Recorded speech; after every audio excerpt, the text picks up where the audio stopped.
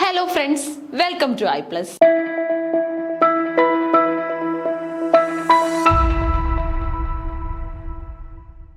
ഇന്നത്തെ ക്ലാസ്സിൽ നമ്മൾ ഡിസ്കസ് ചെയ്യാനായിട്ട് പോകുന്നത് നമ്മുടെ ജനുവരിയിൽ സംഘടിപ്പിച്ച December cycle 2024 December cycle net ഇംഗ്ലീഷിന്റെ ക്വസ്റ്റ്യൻ പേപ്പർ അനാലിസിസ് ആണ്. ഓക്കെ, അപ്പോൾ ഓൾറെഡി നമ്മൾ 70 ക്വസ്റ്റ്യൻ കംപ്ലീറ്റ് ചെയ്തിട്ടുണ്ട്. 70th ക്വസ്റ്റ്യൻ വരെ നമ്മൾ കംപ്ലീറ്റ് ചെയ്തിട്ടുണ്ട്. 71ാമത്തെ ചോദ്യമാണ് ഇന്നത്തെ ക്ലാസ്സിൽ ആദ്യം നമ്മൾ നോക്കാനായിട്ട് പോകുന്നത്. ഓക്കെ, നോക്കാം. Arrange the following works of Francis Bacon in the chronological order of year of publication. Francis ബേക്കന്റെ വർക്കുകളാണ് തന്നിരിക്കുന്നതെന്ന് ക്വസ്റ്റ്യനിൽ പ്രൊവൈഡ് ചെയ്തിട്ടുണ്ട്. ഇയർ ഓഫ് പബ്ലിക്കേഷന്റെ ബേസിൽ ഈ വർക്കുകളെ നമ്മൾ അറേഞ്ച് ചെയ്യണം. ആദ്യം പബ്ലിഷ് ചെയ്ത വർക്ക് എ എന്നുള്ള ക്രമത്തിൽ നമ്മൾ അറേഞ്ച് ചെയ്യണം. ഇതാണ് ചോദ്യം. ഓക്കെ, അപ്പം ഇയർ ഓഫ് പബ്ലിക്കേഷന്റെ ഒരുപാട് ചോദ്യങ്ങൾ വന്ന ഒരു സൈക്കിൾ തന്നെയായിരുന്നു നമ്മുടെ ഡിസംബർ സൈക്കിൾ എന്ന് പറയുന്നത്. ഇനി അതുപോലെ തന്നെ നമുക്ക് ശ്രദ്ധിച്ചു കഴിഞ്ഞാൽ മനസ്സിലാക്കാൻ പറ്റും, മാച്ചപ്പ് ചോദ്യങ്ങളുടെ നമ്പർ നല്ല രീതിയിൽ കൂടിയിട്ടുണ്ടായിരുന്നു. സ്റ്റേറ്റ്മെന്റ് ചോദ്യങ്ങൾ, അതായത് കുറെ സ്റ്റേറ്റ്മെന്റ്സ് തരുന്നതും അതുപോലെ തന്നെ 5 സ്റ്റേറ്റ്മെന്റുകൾ തന്നിട്ട് അതിൽ നിന്നും കറക്റ്റ് സ്റ്റേറ്റ്മെന്റ് പിക്ക് ചെയ്യൂ, ഇൻകറക്റ്റ് സ്റ്റേറ്റ്മെന്റ് പിക്ക് ചെയ്യൂ എന്നൊക്കെയുള്ള ചോദ്യങ്ങൾ നമുക്ക് ഉണ്ടായിരുന്നു. ഇടയിൽ നമുക്ക് മരുഭൂമിയിൽ പെയ്യുന്ന മഴ പോലെ ഡയറക്റ്റ് ചോദ്യങ്ങളും ഉണ്ടായിരുന്നു അല്ലെ. അതായത് നമുക്ക് 10 ചോദ്യങ്ങൾ എടുത്തു കഴിഞ്ഞാൽ 2-3 ചോദ്യങ്ങളൊക്കെ ഡയറക്റ്റ് ആയിരുന്നു. അതിൽ കൂടുതൽ ഉണ്ടായിരുന്നു ഡയറക്റ്റ്. അതായത് ഈ ഡയറക്റ്റ് ചോദ്യം ഒന്ന് കൂടുതലും കുട്ടികളടക്കം വിശ്വസിക്കുന്നത് ഒറ്റ ലൈനിൽ തന്നിട്ട് ഒരു റൈറ്ററിന്റെ വർക്ക് കണ്ടെത്തൂ, അല്ലെങ്കിൽ ബേക്കൺ എഴുതിയ വർക്ക് ഈ കൂട്ടത്തിൽ ഏതാണ്, ഇതൊക്കെ ആയിരിക്കുമല്ലോ നമ്മൾ ഡയറക്റ്റ് ചോദ്യമായിട്ട് പ്രതീക്ഷിക്കുന്നത്. അല്ലെങ്കിൽ ബേക്കൺ എഴുതിയ ഒരു പെർട്ടിക്കുലർ വർക്കിന്റെ ഇയർ ഓഫ് പബ്ലിക്കേഷൻ പറയൂ എന്നൊക്കെയുള്ള ചോദ്യങ്ങൾ. അതും നമുക്ക് ധാരാളം ഉണ്ടായിരുന്നു. അത്യാവശ്യം ക്വസ്റ്റ്യൻസ് നമുക്ക് അങ്ങനെയും എക്സ്പ്ലോർ ചെയ്യാനായിട്ടുണ്ടായിരുന്നു. നല്ലൊരു സ്റ്റാൻഡേർഡ് എക്സാം തന്നെയായിരുന്നു ഈ ഒരു ക്വസ്റ്റ്യൻ പേപ്പർ. നമുക്ക് ചെക്ക് ചെയ്ത് കഴിഞ്ഞാൽ മനസ്സിലാക്കാനായിട്ട് പറ്റും. ഈസി ക്വസ്റ്റ്യൻസും ആലോചിപ്പിക്കുന്ന ചോദ്യങ്ങളും ആവറേജ് ക്വസ്റ്റ്യൻസും എല്ലാം തന്നെ ഉണ്ടായിരുന്നു. അപ്പൊ ഇതിനെ നമുക്ക് ക്രോണോളജിക്കൽ ബേസിൽ, അതായത് ഇയർ ഓഫ് പബ്ലിക്കേഷന്റെ ബേസിൽ അറേഞ്ച് ചെയ്യണം. നോക്കിക്കോ, advancement of learning, De Augmentis Scientiarum, Novum Organum, അതുപോലെ തന്നെ നമ്മുടെ New Atlantis, History of Henry 7th. Okay, advancement of learning, De Augmentis Scientiarum, Novum Organum, the New Atlantis, History of Henry 7th. ഇത്രയും works നമുക്ക് തന്നിട്ടുണ്ട്. ഇതിനെയാണ് chronology ബേസിൽ നമ്മൾ arrange ചെയ്യാനായിട്ട് പോകുന്നത്. നോക്കിക്കേ, choose the correct answer from the options given below. A, C, D, B, E and also C, A, B, E, D, A, B, E, D, C, E, D, C, A, B. Okay, ഇത്രയാണ് നമുക്ക് ഇവിടെ provide ചെയ്തിട്ടുള്ളത്. ശരി ഉത്തരം ഏതാണ്? A, C, D, B, E. അങ്ങനെയാണെങ്കിൽ advancement of learning ആണ് ആദ്യം വരുന്നത്. അതിനെ ഫോളോ ചെയ്ത് നമുക്ക് നോവം ഓർഗാനം വരും. അതിനെ ഫോളോ ചെയ്ത് നമുക്ക് ന്യൂ അറ്റ്ലാന്റിസ്, അതുപോലെ തന്നെ ശേഷം നമുക്ക് ഡി ഓഗ്മെന്റിസ് സയൻറ്റേറിയം, അവസാനമായിട്ട് നമുക്ക് ഹിസ്റ്ററി ഓഫ് ഹെൻറി 7th. ഇത്തരത്തിലാണ് ബേക്കൺ വർക്കുകളെ അറേഞ്ച് ചെയ്യാനായിട്ട് സാധിക്കുന്നത്. ഓക്കെ, അപ്പൊ ഈ ഒരു വർക്കിന്റെ പേരൊക്കെ കേൾക്കുമ്പോൾ നമുക്ക് ഓൾഡ് വർക്ക് ആയിട്ട് ഫീൽ ചെയ്യും. അതായത് ഈ ഡി ഓഗ്മെന്റിസ് സയൻറ്റേറിയം. ഓക്കെ, സോ അത്തരത്തിൽ നമുക്ക് ബി ആണ് ആദ്യം വരുന്നത് എന്നുള്ള ഫീലിങ്സ് ഒക്കെ ഉണ്ടാവും. എന്തായാലും നമുക്ക് ഭാഗ്യത്തിന് ബി ആദ്യം ഇല്ല. ഓക്കെ, എങ്ങും തന്നെ ആദ്യമാണ് ബി വന്നിരിക്കുന്നതെന്ന് പറഞ്ഞിട്ടില്ല. അത്രയൊരു സമാധാനം ഉണ്ട് അല്ലെ.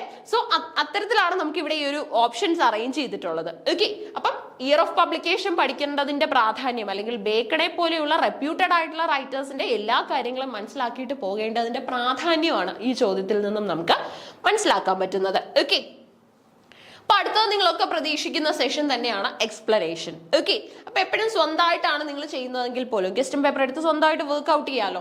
അങ്ങനെയാണെങ്കിൽ പോലും ഉത്തരം കണ്ടെത്തിയതിന് ശേഷം എല്ലാ കാര്യങ്ങളും ഒന്ന് ചെക്ക് ചെയ്യാം. ഓക്കെ, അതുമായിട്ട് ബേസ് ചെയ്ത് കുറച്ച് ഫാക്ട്സ് കണ്ടെത്തി വെക്കാനായിട്ട് ശ്രമിക്കുക. The advancement of learning is a 1605 book by Francis Bacon. It inspired the taxonomic structure of the highly influential encyclopedia by Jean D. Ron D. Alembert and Dennis Diderot, and is credited by Bacon's biographer essayist Catherine Drinker Bowen with being a pioneering essay in support of empirical philosophy. Statement കണ്ട് പേടിക്കേണ്ട, സംഭവം ഇത്രയേ ഉള്ളൂ. ഈ ഒരു work explore ചെയ്യുന്നത് empirical ഫിലോസഫിയെ കുറിച്ചാണ്. Okay, എന്താണ് ഇവിടെ എക്സ്പ്ലോർ ചെയ്യുന്നത്? നമ്മുടെ എംപറിക്കൽ ഫിലോസഫിയെ കുറിച്ചാണ് ഇവിടെ എക്സ്പ്ലോർ ചെയ്യുന്നത്. നമ്മുടെ നോളജ് റിലേറ്റഡ് ആയിട്ടുള്ള കാര്യങ്ങളെ കുറിച്ചാണ് ഡിസ്കസ് ചെയ്യുന്നത് എന്ന് മനസ്സിലാക്കുക. മറ്റൊരു കാര്യം എന്ന് പറയുന്നത് 1605 ഈ ബുക്ക് പബ്ലിഷ് ചെയ്യപ്പെടുന്നത്. എഴുതിയത് ആരാണെന്ന് ഓൾറെഡി അണ്ടർസ്റ്റുഡ്. ആരാണ്? ഫ്രാൻസിസ് ബേക്കൺ ആണ്. അടുത്തത് ബേക്കൺ ഡി ഓഗ്മെന്റിസ് സയന്റോറിയം നമുക്ക് പബ്ലിഷ് ചെയ്യപ്പെടുന്ന വർഷം 1638 എഗൈൻ മനസ്സിലാക്കുക, ബേക്കന്റെ വർക്ക് ആണ്, അതിന്റെ പേര് കൂടെ ഒന്ന് അറിഞ്ഞോളുക. അപ്പൊ ആദ്യത്തെ ബുക്ക് പബ്ലിഷ് ചെയ്യുന്നത് 605, രണ്ടാമത്തത് 1638. ഇനി നോക്കിക്കോ, നോവം ഓർഗാനം എന്ന് പറഞ്ഞ നമുക്കൊരു വർക്ക് ഉണ്ട് അല്ലെ, അതിന്റെ ഫുൾ ടൈറ്റിൽ നോക്കിക്കോ. The Novum Organum, fully Novum Organum, Scive Indica, Vera di Interpretation, Naturi, Instonis Magni. Okay. Parts 2 വളരെ ഇമ്പോർട്ടന്റ് ആയിട്ടുള്ള, വളരെ ഇലാബറേറ്റ് ആയിട്ടുള്ള ഒരു എസ്സേ ടൈപ്പ് ടൈറ്റിൽ ആണ് വന്നിട്ടുള്ളത് അല്ലെ. സോ നെച്ചൂർ എന്ന് ഇവിടെ വന്നിട്ടുള്ളത് നമ്മുടെ നേച്ചറിനെ തന്നെ സിഗ്നിഫൈ ചെയ്യാനാണ്.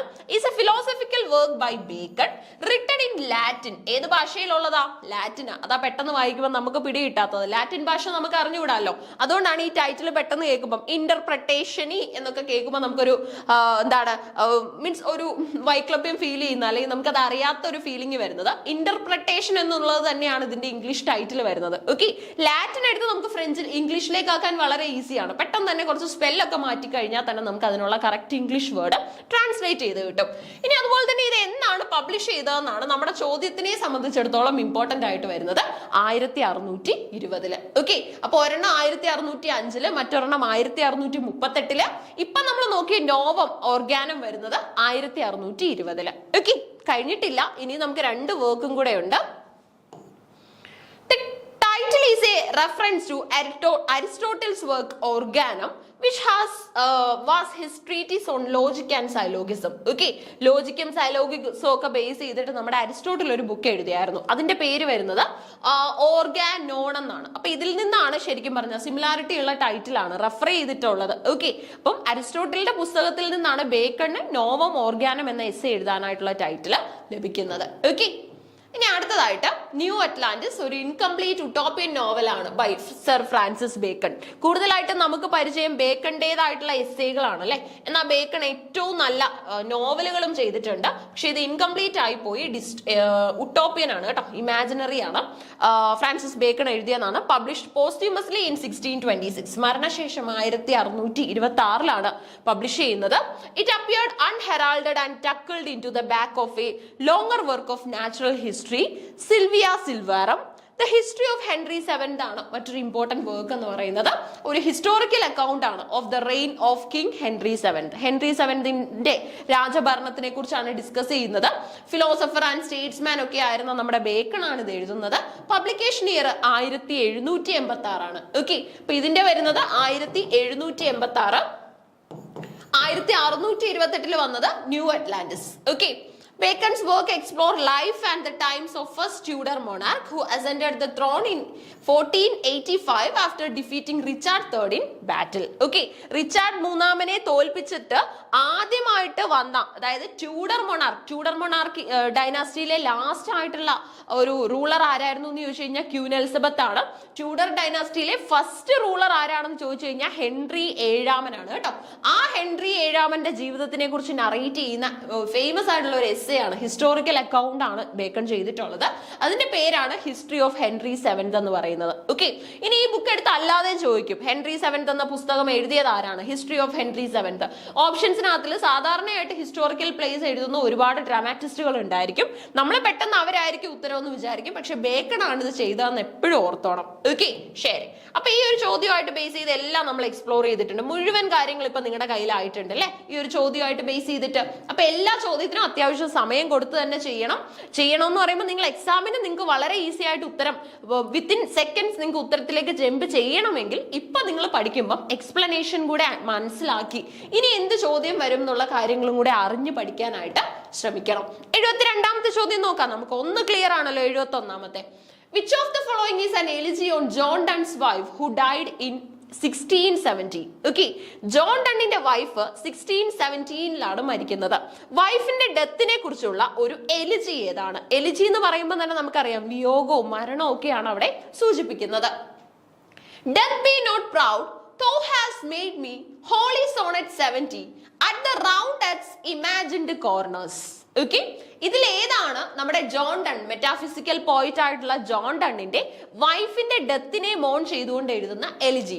Death be not proud, thou hast made me holy sonnet 70 at the round earth's imagined corners. ഏതാണ് ഇതിന് ഉത്തരമായിട്ട് നമുക്ക് സെലക്ട് ചെയ്യാൻ പറ്റുന്നത്? ഹോളി സോണറ്റ് 17 ആണ് കേട്ടോ. ഹോളി സോണറ്റ് 17 ആണ് നമ്മുടെ ഡണ്ണിന്റെ വൈഫിന്റെ ഡെത്തിനെ കുറിച്ചുള്ള ഫേമസ് ആയിട്ടുള്ള വർക്ക് എന്ന് പറയുന്നത്. ഈ ഒരു വർക്ക് കണ്ടു കഴിഞ്ഞാൽ ഡെത്തിനെ കുറിച്ചുള്ള വർക്ക് ആണെന്നേ നമുക്ക് ഫീൽ ചെയ്യത്തില്ല. എന്നാൽ അതിന് മുന്നേ ഒക്കെ കൊടുത്തിട്ടുള്ള ടൈറ്റിൽസ് നോക്കിക്കഴിഞ്ഞാൽ ഇത് തന്നെയായിരിക്കും ഉത്തരം നമുക്ക് തോന്നും. പക്ഷെ ഉത്തരം ഏതാണെന്ന് കൃത്യം ഇപ്പൊ അറിയാലോ. ഹോളി സോണറ്റ് 17 ആണ് കേട്ടോ.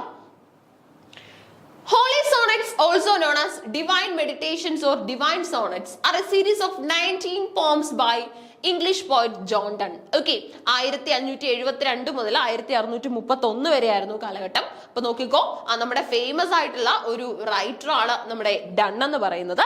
ഡണ്ണിന്റെ ഹോളി സോണറ്റുകൾ എത്ര എണ്ണം ഉണ്ടെന്ന് ചോദിച്ചു കഴിഞ്ഞാൽ 19 എണ്ണം ഉണ്ട്. അതിനകത്ത് 17ാമത്തെ ഹോളി സോണറ്റ് എന്തിനെ സൂചിപ്പിക്കുന്നു എന്ന് ചോദിച്ചു കഴിഞ്ഞാൽ തന്റെ വൈഫിന്റെ ഡെത്തിനെ കുറിച്ച്, 1617 തന്നെ വിട്ടുപോയ വൈഫിന്റെ ഡെത്തിനെ കുറിച്ചാണ് സൂചിപ്പിക്കുന്നത്. The sonnets were first published in 1633, 2 years after Dunn's death. ഡണ്ണിന്റെ ഡെത്തിന് ശേഷം, ഓക്കെ, എന്ന് പറയുമ്പോൾ 31 ഡണ്ണ് മരിച്ചത്. 33 സോണറ്റ് പബ്ലിഷ് ചെയ്തു. They are written predominantly in the style and form prescribed by Renaissance Italian poet Petrarch. Okay, നമ്മുടെ പെട്രാർക്കിന്റെ സോണറ്റുകളും അതുപോലെ തന്നെ ഷേക്സ്പിയറിന്റെ സോണറ്റുകളുമാണ് ഏറ്റവും പോപ്പുലർ ആയിട്ടുള്ള സോണറ്റുകൾ എന്ന് പറയുന്നത്. ഇനി ഇതിന് പുറമെ ഡണ്ണ് സോണറ്റുകൾ ചെയ്തിട്ടുണ്ട്. അതുപോലെ തന്നെ നമ്മുടെ GM Hopkins, Gerard Manley Hopkins സോണറ്റുകൾ ചെയ്തിട്ടുണ്ട്. അതിന്റെ പേര് വരുന്നത് കേർട്ടിൽ സോണറ്റ് എന്നാണ്. 9 വരികളെ അതിനുണ്ടാവുള്ളൂ. ഈ സോണറ്റുകളൊക്കെ തന്നെ 14 വരികൾ ഉള്ളതാണ്. ഓക്കെ, അപ്പം പെട്രാർക്കിന്റെ, ഇറ്റാലിയൻ പോയിറ്റ് ആയിട്ടുള്ള പെട്രാർക്കിന്റെ സ്റ്റൈലിനെ ഫോളോ ചെയ്തുകൊണ്ടാണ് നമ്മുടെ ഡണ്ണ് സോണറ്റുകൾ എഴുതിയത്. ഓർ ഫ്രാൻസിസ്കോ പെട്രാർക്ക 1304 മുതൽ 1374 വരെയായിരുന്നു time, in which the sonnet consisted of 2 quatrains, 4-line stanzas and a sestet 6-line stanza. However, several rhythmic and structural patterns as well as inclusion of the couplet are elements influenced by the sonnet form developed by English poet and playwright William Shakespeare 1564 to 1660. Okay, അതായത് ഷേക്സ്പിയറിന്റെ സോണറ്റിന്റെ rhyme scheme എന്ന് പറഞ്ഞു കഴിഞ്ഞാൽ AB CD EF GG എന്ന ക്രമത്തിലാണ്. ഇത് എണ്ണി കഴിയുമ്പോൾ നമുക്ക് എത്ര കിട്ടും? 14 കിട്ടും. 14 വരിയുണ്ട്. അപ്പൊ ഒന്നാമത്തെ വരിയും അതുപോലെ തന്നെ മൂന്നാമത്തെ വരിയുടെ അവസാനത്തെ വേർഡ് തമ്മിൽ റൈം ചെയ്യുന്നുണ്ടാവും. 2ഉം 4ഉം തമ്മിലും അതുപോലെ തന്നെ വീണ്ടും ഈ ഓർഡറിൽ റൈമിംഗ് വരുന്നുണ്ട്. അവസാനത്തെ 2 ലൈൻസും തമ്മിലും റൈം ചെയ്യും. ഇത്തരത്തിലാണ് 14 വരികൾ ഷേക്സ്പിയർ അറേഞ്ച് ചെയ്തിട്ടുള്ളത്. ഷേക്സ്പിയറുടെ സോണറ്റ് കുറച്ചുകൂടെ പോപ്പുലർ ആയി. പെട്രാർക്കിന്റെ സോണറ്റിനേക്കാൾ കുറച്ചും കൂടെ ഇംഗ്ലണ്ടിലും ഒക്കെ തന്നെ പോപ്പുലർ ആയിട്ടുള്ളത് ഷേക്സ്പിയറിയൻ സോണറ്റ് ആയിരുന്നു. ഓക്കെ, അപ്പൊ നമ്മുടെ ചോദ്യം ക്ലിയർ ആയല്ലോ. സോണറ്റ് 17 ആണ് ഡെത്തിനെ കുറിച്ച് സൂചിപ്പിക്കുന്നത്. Sonnet 10, also known by its opening words as Death Be Not Proud, is a 14-line poem or sonnet by English poet Donne, one of the leading figures in the metaphysical poets group of 17th century English literature.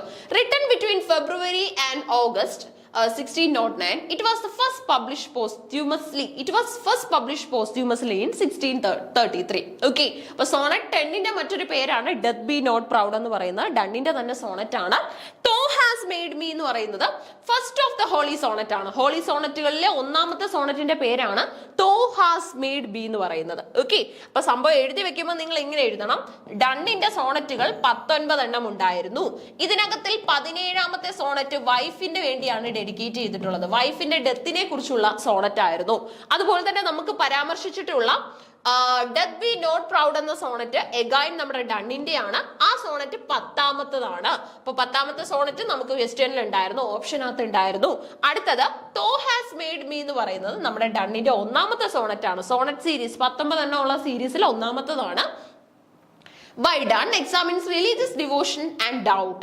His poems, the poem speaker who has lived in a sinful life and is now approaching death wishes to be a better person and ask for God's help. Okay, അതായത് നമ്മൾ ഈ ലൈഫിന്റെ last സ്റ്റേജിൽ നമ്മൾ ഒരു religious purification, നമ്മുടെ ഒരു mind പ്യൂരിഫിക്കേഷന് വേണ്ടി ശ്രമിക്കുമല്ലോ, ആ ഒരു സ്റ്റേജ് നമുക്ക് ഇതിൽ കാണാൻ പറ്റും. At the round earth's imagined corners is one of the English poet John Donne's holy sonnet in 19 weekends in which Donne explores struggles and consolations of his Christian faith. Okay. At the round at imagine corners എന്ന് പറയുന്നത് again നമ്മുടെ ഡണ്ണിന്റെ തന്നെ sonnet ആണ്, Christian ഫെയ്ത്തിനെ കുറിച്ചുള്ളതാണ്. In this poem a speaker tries his best to imagine judgement day preparing himself to face God at the end of the world. Okay, ദൈവത്തിനെ face ചെയ്യാനായിട്ട് റെഡി ആയിട്ട് നിൽക്കുന്ന ഒരാളിന്റെ അറ്റംപ്റ്റ് ഒക്കെ തന്നെ നമുക്ക് കാണാനായിട്ട് സാധിക്കുന്ന ഫേമസ് ആയിട്ടുള്ള ഒരു വർക്ക് ആണെന്ന് ഓർക്കണം. അപ്പൊ ഇത് ക്ലിയർ ആണല്ലോ, ഇനി മറക്കില്ലല്ലോ. 17ാമത്തെ സോണറ്റ് ആണ് വൈഫിന്റെ ഡെത്തിനെ കുറിച്ച് നമ്മുടെ ഡണ്ണ് എഴുതിയത്. ഓക്കെ, സോ നമുക്കിനി അടുത്ത ചോദ്യം വേണം, നോക്കിക്കോ. Identify the statements which are correct. തന്നിട്ടുള്ള സ്റ്റേറ്റ്മെന്റുകളിൽ കറക്റ്റ് ആയിട്ടുള്ള സ്റ്റേറ്റ്മെന്റുകൾ നമ്മൾ ഐഡന്റിഫൈ ചെയ്യണം. ദ ടേം ഹാൻവർ is often associated with the poetry of Baudelaire. The term habitus is associated with Pierre Bourdieu. Michael Foucault is associated with concept of modernity and unfinished project. അപ്പോൾ modernity and unfinished project എന്ന് പറയുന്നത് വളരെ പ്രധാനപ്പെട്ട ഒരു ബുക്കാണ്. അത് ഫൂക്കോയുടെ ആണെന്നാണ് പറഞ്ഞിട്ടുള്ളത് ഇവിടെ. Frantz Fanon is associated with the term imagined community. The term thick description is associated with Clifford മെൻസ്. ഓക്കെ, അപ്പൊ നോക്കിക്കേ, 5 സ്റ്റേറ്റ്മെന്റുകളാണ് നമുക്ക് ഇവിടെ തന്നിട്ടുള്ളത്. അപ്പൊ സ്റ്റേറ്റ്മെന്റ് ചോദ്യങ്ങൾ ചെയ്യേണ്ടതിന്റെ രീതി ഞാൻ ആദ്യം തന്നെ ഫസ്റ്റ് ക്വസ്റ്റ്യൻ ഡിസ്കഷൻ വീഡിയോയിൽ തന്നെ പറഞ്ഞിട്ടുണ്ടായിരുന്നു. എപ്പോഴും സ്റ്റേറ്റ്മെന്റ് ചോദ്യം കാണുമ്പോൾ അതിന്റെ നടുക്കേക്ക് സെന്റർ ഭാഗത്തൊന്ന് നോക്കണം. ഫസ്റ്റ് സ്റ്റേറ്റ്മെന്റിന്റെ കറക്റ്റ് എന്നാണോ ഇൻകറക്റ്റ് എന്നാണോ തന്നിട്ടുള്ളതെന്നാണ് ആദ്യം ചെക്ക് ചെയ്യേണ്ടത്. ഇവിടെ പ്രത്യേകിച്ച് ഒന്നും നോക്കേണ്ട ആവശ്യമില്ല, കറക്റ്റ് ആണ്. കൂട്ടത്തിൽ കറക്റ്റ് സ്റ്റേറ്റ്മെന്റുകൾ പിക്ക് ചെയ്ത് വെച്ചിട്ട് നമ്മൾ എന്ത് ചെയ്യാം, നമുക്ക് കറക്റ്റ് ആണെന്ന് ഫീൽ ചെയ്യുമല്ലോ ചില സെന്റൻസുകൾ കാണുമ്പോൾ. അപ്പൊ ആ സെന്റൻസിനെ ബേസ് ചെയ്തിട്ട് ഓപ്ഷൻ എടുത്ത് നോക്കണം. ഓപ്ഷനകത്തിൽ നമ്മൾ പറയുന്ന രീതിയിൽ വരുന്നുണ്ടോ എന്ന് നോക്കണം. അപ്പൊ ഇവിടുത്തെ ഓപ്ഷൻസിലെല്ലാം പറയുന്നത് 2 സ്റ്റേറ്റ്മെന്റുകൾ വെച്ചിട്ട് കറക്റ്റ് ആണെന്നാണ്. Choose the correct answer from the options given ബിലോയിൽ. എ ആൻഡ് ബി ഉള്ളിയുണ്ട്, ബി ആൻഡ് സി ഉള്ളിയുണ്ട്, സി ആൻഡ് ഡി ഉള്ളിയുണ്ട്, ബി ആൻഡ് ഇ ഉള്ളിയുണ്ട്. ഓക്കെ, 3 സ്റ്റേറ്റ്മെന്റുകൾ വായിച്ചിട്ട് നമുക്ക് ഏത് ആൻസറിലാണ് എത്താൻ പറ്റുന്നത് നോക്കാം. ഏതാ കറക്റ്റ് ആൻസർ വരുന്നത്? ബി ആൻഡ് ഇ ഉള്ളി എന്ന് പറയുമ്പോൾ 4ാമത്തെ ഓപ്ഷൻ ആണ് അല്ലെ. ബി ആൻഡ് ഇ ഉള്ളിയാണ് കറക്റ്റ് ആൻസർ ആയിട്ട് വരുന്നത്. അപ്പൊ ബിയും ഇയും ഏതാണ് നമ്മുടെ സ്റ്റേറ്റ്മെന്റിൽ നോക്കിക്കോ. The term habitus is associated with Pierre ബോഡിലു, കറക്റ്റ് ആണെന്ന് നമുക്ക് കിട്ടും. ഇ എന്ന് പറയുന്നത് thick description is associated with Clifford മെൻസ്. ഓക്കെ, ക്ലിഫോർഡ് മെൻസുമായിട്ട് ബന്ധപ്പെട്ടതാണ്. ഇനി അതുപോലെ തന്നെ 3 നിങ്ങൾക്ക് പെട്ടെന്ന് എലിമിനേറ്റ് ചെയ്യാൻ പറ്റിയിട്ടുണ്ടാവും. മോഡേണിറ്റി ആൻഡ് അൺഫിനിഷ്ഡ് പ്രോജക്റ്റ് എന്ന് പറയുന്നത് നമ്മുടെ ഹേബർമാസിന്റെ അല്ലാതെ ഫൂക്കോയുടെ അല്ല അല്ലെ. അപ്പൊ സി വരുന്ന ഓപ്ഷനുകൾ ഈസി ആയിട്ട് കളയാൻ പറ്റും എന്ന് പറയുമ്പോൾ 2ഉം 3ഉം നമുക്ക് ഈസി ആയിട്ട് എലിമിനേറ്റ് ചെയ്യാൻ പറ്റും. സി എന്തായാലും തെറ്റാണ്, കാരണം മോഡേണിറ്റി അൺഫിനിഷ്ഡ് പ്രോജക്റ്റ് ഹേബർമാസിന്റെ ആണ്. അങ്ങനെയാണെങ്കിൽ ഇനി എയും എന്താണ്, അതുപോലെ തന്നെ ദാറ്റ് മീൻസ് 1ഉം 4ഉം തമ്മിലാണ് നമ്മൾ ചെക്ക് ചെയ്യേണ്ടത്. ഞാൻ ഈ ക്വസ്റ്റിനെ എങ്ങനെ നേരിടും എന്നുള്ള അതേ രീതിയിലാണ് നിങ്ങളുടെ മുന്നിൽ പറഞ്ഞു തരുന്നത്. ഓക്കെ, ഞാനാണെങ്കിൽ ഫസ്റ്റ് തന്നെ ഈ 2 ഓപ്ഷൻ 2ഉം 3ഉം എലിമിനേറ്റ് ചെയ്യും. ഇനി 1ഉം 4ഉം തമ്മിൽ ചെക്ക് ചെയ്യും. ഇതിനകത്ത് 4 തിക് ഡിസ്ക്രിപ്ഷൻ എന്ന് പറയുന്നത് മെൻസുമായിട്ട് അസോസിയേറ്റ് ചെയ്ത ടേം ആണെന്ന് ഓൾമോസ്റ്റ് ഓൾ ഓഫ് ദ സ്റ്റുഡൻസിനും അറിയാം. ഇനി അറിയാത്തവരുണ്ടെങ്കിൽ അറിഞ്ഞു വെച്ചോളൂ. സോ അതുകൊണ്ട് തന്നെ നമുക്ക് എന്ത് ചെയ്യാൻ പറ്റും, ഈ വന്നിട്ടുള്ളത് ഇതിനകത്തേ ഉള്ളൂ. അപ്പൊ ബി ആൻഡ് ഇ ആണ് കറക്റ്റ് വൺ. ഓക്കെ, നോക്കാം. For Bourdieu, the term habitus refers to the collective entity by which and into which dominant social and cultural conditions are established and reproduced. Okay, dominant ആയിട്ടുള്ള social and cultural conditions establish ചെയ്തിട്ട് അതിനെ reproduce ചെയ്യുന്ന രീതിയാണ്, അത്തരത്തിലുള്ള collective ആയിട്ടുള്ള രീതികളെയാണ് നമ്മൾ habits എന്ന് പറയുന്നതെന്നാണ് ബോർഡിയോ പറഞ്ഞിട്ടുള്ളത്. ഓക്കെ, സോ ബോർഡിയോയുടെ അഭിപ്രായത്തിൽ നമ്മൾ കൾച്ചർ അടക്കമുള്ള ഐഡിയാസിനെ കളക്റ്റീവ് ആയിട്ട് പറയുന്നതിനെയാണ് ബോർഡിയോ എന്ന് പറയുന്നത്. ഇനി നോക്കിക്കോ, Habermas and unfinished project of modernity. അപ്പം ഈ ഒരു ഐഡിയ പറയുന്നത് ഹേബർമാസിന്റെ ആണ്. Unfinished idea of project on modernity, critical essays, the philosophical discourse of modernity എന്ന് പറയുന്നത് നമ്മുടെ സ്റ്റേറ്റ്മെന്റിൽ തന്നിരുന്നത് ഇത് ഫൂക്കോയുടെ ആണെന്നാണ്. ഓക്കെ, സോ ശരിക്കും ഇത് ഹേബർമാസിന്റെ ആണ്. ഇനി ചോദിക്കാൻ സാധ്യതയുണ്ട്. അടുത്തത് Imagined Communities Reflections on the Origin and Spread of Nationalism is a book by Anderson. Benedict Anderson in the book ആണ് കേട്ടോ. Imagined Community about the development of national feelings in different eras and throughout different geographies across the world. His 1973 article Thick Description Towards an Inscriptive Theory of Culture synthesizes this approach. Thick description emphasized a more analytical approach where previously observations alone was the primary approach. To Greets, analysis separated observations from approaches. Okay, observations from the interpretive methodologies. അപ്പൊ ശരിക്കും imagined community എന്ന് പറയുന്നത് ഒരു culture explore ചെയ്യുന്ന, feelings in different areas ഒക്കെ explore ചെയ്യുന്ന ഒരു idea ആണ്. ഓരോ ജോഗ്രഫിക്കൽ സ്പേസിലെയും ഐഡിയാസിനെ കുറിച്ച് ക്ലബ് ചെയ്യാനായിട്ടും പറയാനായിട്ടും ഒക്കെ ഇതിലൂടെ ഇവർ ശ്രമിക്കുന്നുണ്ട്. ഓക്കെ, അപ്പൊ തിക് ഡിസ്ക്രിപ്ഷൻ എന്ന് പറയുന്നത് ആൻഡർസൺ അടക്കമുള്ള ആൾക്കാർ പോപ്പുലറൈസ് ചെയ്തെങ്കിൽ പോലും ആദ്യമായിട്ട് ഈ ടേം കോയിൻ ചെയ്തത്, ആരുമായിട്ട് അസോസിയേറ്റ് ചെയ്തിട്ടുള്ളതാണെന്ന് ചോദിച്ചു കഴിഞ്ഞാൽ ക്ലിഫോർഡ് മെൻസോ ആയിട്ടാണ്. ഓക്കെ, അതുകൊണ്ടാണ് 2ഉം അതുപോലെ തന്നെ 5ഉം നമ്മൾ ശരിയായിട്ട് മാർക്ക് ചെയ്തത്. ബി ആൻഡ് ഡി ഹെബിറ്റസ് ബോഡിലൂന്റെ ആണ്. കളക്റ്റീവ് ആയിട്ടുള്ള കൾച്ചറൽ വർക്കുകളെയൊക്കെ തന്നെ നമുക്ക് ഹെബിറ്റസ് ആയിട്ട് പറയാൻ പറ്റും. ഇനി അതുപോലെ തന്നെ ടിക് ഡിസ്ക്രിപ്ഷൻ എന്ന് പറയുന്നത് നമ്മുടെ മെൻസുമായിട്ട് അസോസിയേറ്റ് ചെയ്തിരിക്കുന്നു. ഓക്കെ, അതുപോലെ തന്നെ ഫ്രാൻസ് ഫാനോൺ അല്ല ഇമാജിൻഡ് കമ്മ്യൂണിറ്റി. ഇമാജിൻഡ് കമ്മ്യൂണിറ്റിയുടെ ആളിനെ നമ്മൾ കണ്ടതാണ്, അത് ആൻഡർസൺ ആയിരുന്നു കേട്ടോ, ആൻഡർസൺ. അപ്പൊ അടുത്തതായിട്ട് നമുക്ക് നെക്സ്റ്റ് ക്വസ്റ്റ്യൻ വേണം. നെക്സ്റ്റ് ക്വസ്റ്റ്യൻ ഏതാ? ക്വസ്റ്റ്യൻ നമ്പർ 74 ആണ് അല്ലെ. 74th ക്വസ്റ്റ്യൻ MLA ഹാൻഡ് ബുക്കിൽ നിന്നുള്ള ഒരു ചോദ്യമാണ്. MLA ഹാൻഡ് ബുക്കിൽ നിന്നുള്ള ചോദ്യം എന്ന് പറയുമ്പോൾ തന്നെ ഏത് യൂണിറ്റാ? 10ാമത്തെ യൂണിറ്റ് ആണ് അല്ലെ. നോക്കിക്കോ, the incorrect work cited entries according to MLA handbook 9th edition. നോക്കിക്കേ, ഈ ക്വസ്റ്റ്യൻ പേപ്പറിന്റെ ഓർഡറിൽ പോലും നമ്മുടെ സിലബസിലെ അതേ ഓർഡർ മെയിൻറ്റെയിൻ ചെയ്തിട്ടുണ്ട്. അതായത് നമ്മുടെ ലിറ്ററി ക്രിറ്റിസിസവും അതുപോലെ തന്നെ പോസ്റ്റ് വേൾഡ് വാർ സെക്കൻഡ് തിയറീസിനും ശേഷമാണ് 10ാമത്തെ യൂണിറ്റ് ആയിട്ടുള്ള റിസർച്ച് വന്നിട്ടുള്ളത് അല്ലെ. ആ റിസർച്ചിലെ ചോദ്യവും ഈ ഒരു ഓർഡറിൽ തന്നെ വന്നിട്ടുണ്ട്. The incorrect works cited entries according to MLA handbook 9th edition. MLA handbookന്റെ 9ാമത്തെ എഡിഷൻ പ്രകാരം ഈ കൂട്ടത്തിൽ തന്നിരിക്കുന്നതിൽ ഇൻകറക്റ്റ് ആയിട്ട് തന്നിട്ടുള്ള, ഇൻകറക്റ്റ് ആയിട്ട് വരുന്ന അറേഞ്ച്മെന്റ് ഏതാണ്, അല്ലെങ്കിൽ ഇൻകറക്റ്റ് ആയിട്ട് ബുക്കുകളെ അറേഞ്ച് ചെയ്തിട്ടുള്ളത് ഏതൊക്കെ ഓപ്ഷൻസിലാണ്? നോക്കിക്കോ. അപ്പൊ നമ്മൾ സൈറ്റേഷൻ ചെയ്യാനായിട്ട് അതിന് ഒരു മാതൃകയുണ്ട്. ആ മാതൃകയിൽ മാത്രം സൈറ്റേഷൻ ചെയ്തെങ്കിൽ മാത്രമേ നമ്മൾ അത് അപ്രൂവ് ചെയ്യത്തുള്ളൂ. നമ്മൾ റിസർച്ച് അടക്കമുള്ള കാര്യങ്ങൾ ചെയ്യുമ്പോൾ, അല്ലെങ്കിൽ ചുമ്മാതെ വെറുതെ നമ്മളൊരു പ്രോജക്റ്റ് ചെയ്യുമ്പോൾ മുതൽ നമ്മൾ MLA 9th എഡിഷൻ തന്നെ ഫോളോ ചെയ്യണം. അത് മാൻഡേറ്ററി ആണ്. സോ അത് ഫോളോ ചെയ്യുന്ന സമയത്ത് കുറച്ച് കാര്യങ്ങൾ ശ്രദ്ധിക്കാനായിട്ടുണ്ട്. ഇവിടെ ഞാനിത് വായിച്ചു തരുന്നതിലുപരി നിങ്ങൾ ഈ സ്ക്രീൻ ഒന്ന് നോക്കുന്നത് വളരെ നല്ലതാണ്. വായിച്ചു തരാം, പ്ലസ് ഈ സ്ക്രീൻ ഒന്ന് നോക്കുക. കാരണം കുത്തും കോമയും ഒക്കെ നമ്മൾ അറിയണം ഇല്ലേ. അതായത് നോക്കിക്കോ, MLA handbook 9th edition, Jacobs Alan, the pleasure of reading in the age of distraction, Oxford UP 2011 publication ആണെന്ന് തന്നിട്ടുണ്ട്. Sharon Rita, the principles and practice of narrative medicine, Oxford UP London 2017. Sabo Anna, the perils of ownership, American review volume 10 number 2 2017. പേജസും തന്നിട്ടുണ്ട് 1 to 27. Riddle Julie, shadow animals, the Georgia review 40 page തന്നിട്ടുണ്ട് 47. And you can see Copland Edward, the Cambridge Companion to Jane Austen, Cambridge UP 1997. Okay, with page cited. Okay, അപ്പൊ ഇത്തരത്തിലാണ് ഇവിടെ തന്നിട്ടുള്ളത്. ഇതിൽ ഏതൊക്കെയാണ് നമ്മുടെ MLA 9th edition handbook പ്രകാരം incorrect ആയിട്ടുള്ള works? Incorrect cited work cited entries. Work cited എൻട്രീസിൽ ഇൻകറക്റ്റ് ആയിട്ട് സൈറ്റ് ചെയ്ത് വെച്ചിട്ടുള്ളത് ഏതൊക്കെയാണെന്നാണ് കണ്ടെത്തേണ്ടത്.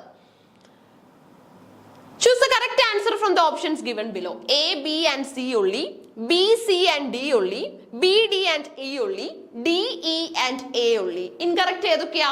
B, D and E only ആ തന്നേക്കുന്നത് കേട്ടോ. B, D and E only എന്ന് പറയുമ്പോൾ നമ്മുടെ 3ാമത്തെ ഓപ്ഷൻ. അപ്പൊ ബിയും ഡിയും ഇയും തെറ്റായിട്ടാണ് തന്നിട്ടുള്ളത്. ഇൻകറക്റ്റ് ആയിട്ടാണ് സൈറ്റേഷൻ തന്നിട്ടുള്ളത്. ഏതിന്റെയൊക്കെയാ? ബിയുടേത്, അതുപോലെ തന്നെ നമ്മുടെ ഡിയുടേത്, ഒപ്പം തന്നെ നമ്മുടെ ഇയുടേത്. ഇത് ഇത്രയുമാണ് തെറ്റായിട്ടുള്ളത്. അപ്പൊ ശരിയായിട്ടുള്ളത് ഏതൊക്കെയാണെന്ന് നമുക്ക് ഈസി ആയിട്ട് കണ്ടെത്താം. ഏതൊക്കെയാ ശരിയായിട്ടുള്ളത്? 1ഉം ശരിയാണ്, നമ്മുടെ 3ഉം ശരിയാണ്. ഓക്കെ, അപ്പൊ തെറ്റായിട്ടുള്ളത് ബിയും ഡിയും ഇയും. ഇൻകറക്റ്റ് ആയിട്ടുള്ളത് കണ്ടെത്താനായിരുന്നു പറഞ്ഞിരുന്നത്. സോ നമ്മൾ കണ്ടെത്തി. ഇനി ശരിയായിട്ടുള്ളത് ഏതാണെന്ന് ചോദിച്ചു കഴിഞ്ഞാൽ ഇങ്ങനെ സൈറ്റ് ചെയ്ത് കഴിഞ്ഞാൽ അതിനകത്ത് മിസ്റ്റേക്ക് ഒന്നുമില്ല, കറക്റ്റ് ആണ് കേട്ടോ. അപ്പൊ ഇത് വായിച്ചു തരുന്നതിലുപരി നിങ്ങൾ ഇത് നോക്കുന്നതായിരിക്കും നല്ലത്. നമ്മളിപ്പം അലൻ ജേക്കബ്സ് എന്നാണെങ്കിൽ ജേക്കബ്സ് കോമ ഇട്ടിട്ട് അലൻ ഫുൾ സ്റ്റോപ്പ് കൊടുക്കുക. ഇനി അടുത്തത് 3ാമത്തത് കറക്റ്റ് ആണെന്ന് നോക്കിക്കോ. ഫസ്റ്റ് വണ്ണിന്റെ അതേ രീതിയിൽ തന്നെയാണ് ഇതും ചെയ്തിട്ടുള്ളത്. ഓക്കെ, സോ ഇതിനെ നമുക്ക് കറക്റ്റ് ആയിട്ട് കൺസിഡർ ചെയ്യാൻ പറ്റും. ഒരു വർക്കിന്റെ പേര് എഴുതി കഴിഞ്ഞാൽ പിന്നെ കൊടുക്കേണ്ടത് ഫുൾ സ്റ്റോപ്പ് ആണ്. അതുപോലെ തന്നെ പിന്നെ നമ്മൾ ഒരു പബ്ലിക്കേഷൻ ഹൗസിന്റെ പേരോ യൂണിവേഴ്സിറ്റിയുടെ പേരോ ഒക്കെ കൊടുക്കുന്നുണ്ടെങ്കിൽ അത് കൊടുത്തു കഴിഞ്ഞ് കോമ ഇടുക. ഇയർ എഴുതിയതിന് ശേഷം ഇപ്പൊ 2025 എന്ന് നമുക്ക് എഴുതണമെങ്കിൽ എഴുതിയതിന് ശേഷം വെറുതെ ലീവ് ചെയ്തേക്കാതെ ഒരു കുത്തിട്ടേക്കുക. ഓക്കെ, ഇതാണ് ഇപ്പോഴത്തെ MLA handbook 9th edition. Okay, MLA handbook 9th edition പ്രകാരം കൃത്യമായിട്ട് സൈറ്റ് സൈറ്റേഷൻ ചെയ്യാനായിട്ടുള്ള രീതി. ഓക്കെ, അപ്പൊ കറക്റ്റ് ആയിട്ടുള്ള സൈറ്റേഷൻ മാതൃക ഇതിനകത്തിൽ ഏതൊക്കെയാ നോക്കിക്കോ. ഏതൊക്കെയായിരുന്നു കറക്റ്റ് ആണെന്ന് നമ്മൾ പിക്ക് ചെയ്തത്? 1, 3 കറക്റ്റ് ആണ്. ഓക്കെ, അപ്പൊ 1, 3 കറക്റ്റ് ആണ്. 2-ലും അതുപോലെ തന്നെ 4-ലും 5-ലും ഒക്കെ വന്നിട്ടുള്ള മിസ്റ്റേക്കുകൾ നമുക്ക് ഇവിടുന്ന് കാണാൻ പറ്റും. ഇവിടെ ഫുൾ സ്റ്റോപ്പ് ഇല്ല. ദെൻ സൈറ്റേഷൻ ചെയ്ത രീതിയിൽ നമുക്ക് മിസ്റ്റേക്ക് ഉണ്ട്. അതുപോലെ തന്നെ പേപ്പർ നമ്മൾ പേജ് നമ്പർ ഒക്കെ സൈറ്റ് ചെയ്യുന്ന സമയത്ത് നമ്മൾ ഫോളോ ചെയ്യേണ്ട രീതി ഹൈഫനേറ്റ് ചെയ്തിട്ടുണ്ട് ഇവിടെ. ഇനി അതുപോലെ തന്നെ നമുക്ക് ഇവിടെ നോക്കിക്കഴിഞ്ഞാൽ ഇവിടെയാണ് എറർ നമുക്ക് ഡിറ്റക്ട് ചെയ്യാൻ പറ്റുന്നത്, ഫുൾ സ്റ്റോപ്സിൽ. അതുപോലെ തന്നെ നമുക്ക് ഇത് മിസ്റ്റേക്ക് ഉണ്ട്. ഓക്കെ, ഇത് ഇങ്ങനെയാണ് ശരിക്കും ഈ രീതി വരേണ്ടത് കേട്ടോ. അപ്പൊ ഇങ്ങനെ ഈ ഒരു രീതിയിൽ, ഈ ഒരു പാറ്റേണിലല്ല ഇവിടെ കൊടുത്തിട്ടുള്ളത്. അതുകൊണ്ട് തന്നെയാണ് ഡി തെറ്റായിട്ട് മാറുന്നത്. ഓക്കെ, അപ്പൊ ശരിയായിട്ട് ഏതൊക്കെ വരും എന്ന് ചോദിച്ചു കഴിഞ്ഞാൽ 1, 3 ശരിയാണ്. 1, 3 ആണ് ഇവിടെ ശരിയായിട്ട് വന്നിട്ടുള്ള രീതി. അപ്പൊ അതിന്റെ മാത്രം ഒരു ഫോട്ടോ വേണമെങ്കിൽ ഇട്ടോ.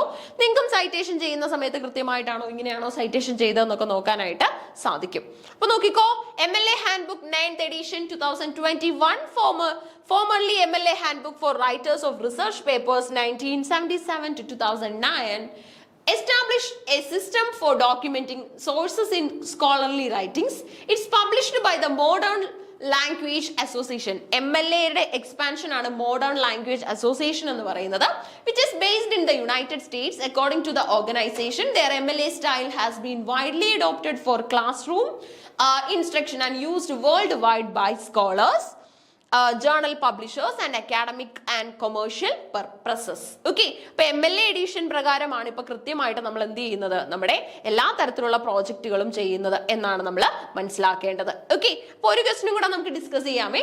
നോക്കിക്കോ, arrange the following text in the chronological order of the year of publication. ഈ 5 പുസ്തകങ്ങൾ കാണുന്നുണ്ടല്ലോ, പോപ്പുലർ ആണ് 5ഉം. ഓക്കെ, ഇതിനെ നമ്മൾ അതിന്റെ ഇയർ ഓഫ് പബ്ലിക്കേഷന്റെ ബേസിൽ അറേഞ്ച് ചെയ്യാണ്.